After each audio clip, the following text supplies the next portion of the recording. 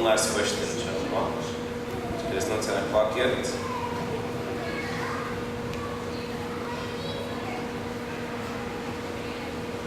الخلاف بين السنة والشيعة اختلاف في الفروع وفي الأصول is the disagreement between the Sunnah and the Shia, disagreement in the secondary matters or in the fundamentals of the religion. That is the question.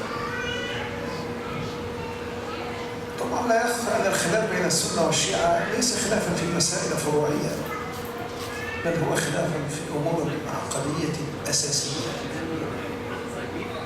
في مصادر الدين العليا. لأن من كفر الصحابة فقد كفر بما نقل من خلالهم من الدين. هذا إذا أردنا أن نعطي مثالا، واحد جاء إلى هذا المسجد ثم فصل سكينة الكهرباء من الخارج فقطع النور عن المسجد. قلت إذا كفرت الصحابة لا تأخذ دينك عن كافر، يبقى كل ما نقل من خلالهم من الدين مربوط. فدي جناية خطيرة على دين الأمة كلها. فالمسألة تتجاوز النظرة الجزئية التي قد ينظر إليها بعض الناس. يعني الحقيقة أنه قد هلك في هذا الباب أو قد غلا في هذا الباب فريقان من الناس. فريق همش الخلافة وقزمه وزعم أن الخلافة بين السنة والشيعة كالخلاف بين الحنفية والشافعية.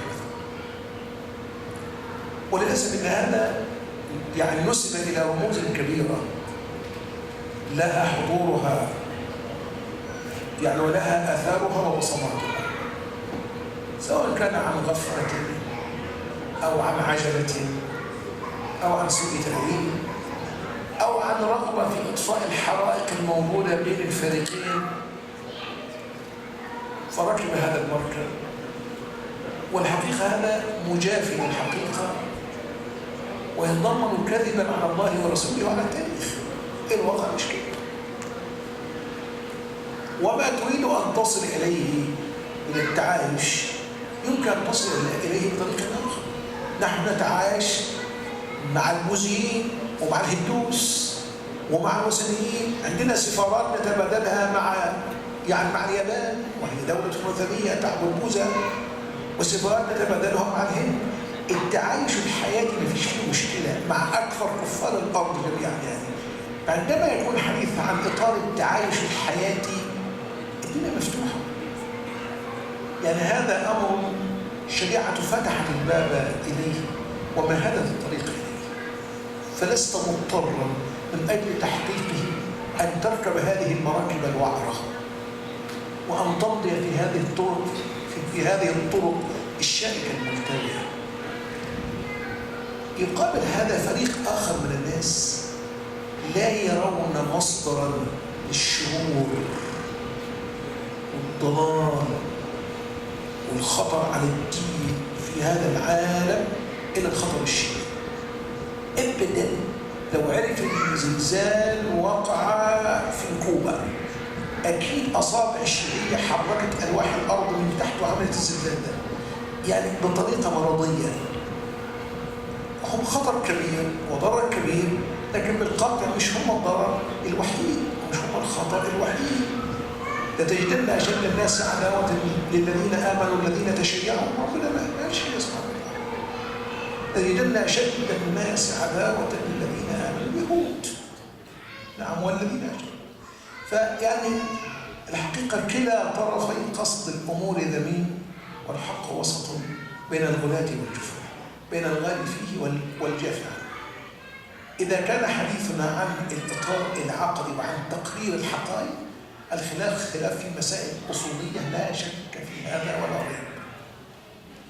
لكن يكمل هذا المعنى وإحنا بنتكلم عن الواقع أن أهل البدع كما قلنا في محاضرات سابقة ليسوا سواء، فيهم الرؤوس والمنظرون وفيهم العامة وفيهم المتوسطون. والمتوسطون قد يكونون إلى درجة الرؤوس والمنظرين أقرب، وقد يكونون إلى درجة العوام أقرب، وينبغي أن يعامل كل فريق بما يستحق. ما تقدرش تعامل عامة الشيعة ما تعامل به رؤوسهم.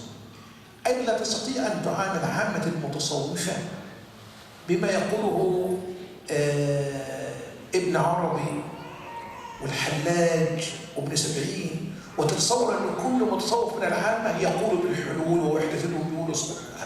ما حصلش. العام هذا وقد لحق به طرف من بدع التصوف، لكنه ليس بالضرورة أن يكون متشبعا بعقيدة الحلاج وابن عربي ويقول ما في الجبة إلا الله ويقول سبحاني سبحاني ما أعظم شاني. مش بالضرورة أن كل منتسب إلى التصوف يعتقد هذه العقائد الفاسدة. فينبغي أن يعامل كل فريق بما يستحق. وكما قلنا وأكدنا مرارا أن الشريعة لم تسوي بين مختلفين ولم تفرق بين متماثلين. والله تعالى أعلم. There is no doubt that the difference between the Sunni and Shi'i understandings of Islam are differences in the very fundamentals, right? The fundamental understandings, the very basis of the religion. Because if you can consider a people that deem the companions or the vast majority of them to be disbelievers, then consequently they're going to be disbelieving in whatever these companions relate to us of the religion. So obviously we're serving from two completely different sources, two completely different pots now, alright? So these are differences in the fundamentals themselves. He said, and there are two extremes that must be avoided with regards to how you look at the subject. Because there are some who went in one direction to say that there are no differences between a Sunni and a Shi'i whatsoever, except the likes of the differences that exist between a Hanafi and a Shafi'i, for example. Just different fiqhi, ijtihadi, different, and that is all. He said that a person could either say this because he's oblivious to the reality, or he wishes to, extend, build bridges, of tolerance and communication, pluralism, and the likes of these, beautiful concepts, or any other reason. But the point is, this entails belying Allah subhanahu wa ta'ala, right? And denying aspects of His religion. And it's a lie against history that just didn't happen. It's not how it went down. This is not the history, historically, what took place. He said, and the motive of trying to build bridges by ignoring, the belief that there's differences, fundamental differences between us, this is not necessarily required to do that. We as Muslims can coexist with the most intense disbelievers in their disbelief, right? And have embassies in their countries, and they have embassies in our countries, and we live in the same place together. Coexistence is one subject, right? And what we believe and where we get our religion from is something completely separate, right? So to ignore all the differences and consider them, trivial, that's one extreme. And the other extreme are those that carry the mentality that the greatest danger in the world against Islam and the only true enemies of Islam and the greatest dilemma for the people of Islam is that of the Shia, right? If the tectonic plates move under the earth and they cause an earthquake in Cuba, the Shia are the ones that moved the plates and did that, right? There are people that have this, epidemic in them. It's as if there's nothing wrong except with them, right? And the truth is that middle path between the two extremes always. That we don't need to see or consider a perfect agreement between us and them in every single matter to coexist with them.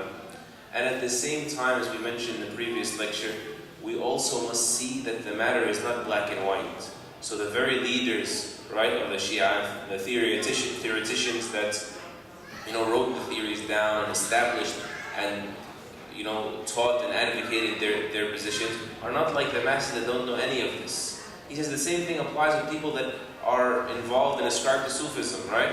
The very leaders and those that wrote books, there could be someone that has hardly any connection, right, with what is known as Sufism, except a small, objection that you have to him here. He's not the same one, the person that said, I am Allah and glorified I am, and there's nothing in this cloak but Allah, meaning I and Him are one, and said God is everywhere, the concept of this pantheism, like Ibn Arabi and Hallaj and others. There's a huge difference. And it is part of injustice, right? For you to assume that all this is the same, right? And there's not a wide spectrum. There are those that are the leaders, there are those that believe and advocate, and there are those that are the mass, and there are those that are middle, closer to this angle, closer to that angle. And the Sharia never equates between things that are different, nor differentiate between things that are the same. And this is the perfection of the balance that Allah subhanahu wa ta'ala embedded us with as an act of worship. And Allah subhanahu wa ta'ala knows best. Jazakallah khairan everybody, and get home safe. And may Allah reward you for your patience and give you the reward of the patience that the Shaykh Abdullah said. Ahsan Allah alaykum. Assalamu alaikum.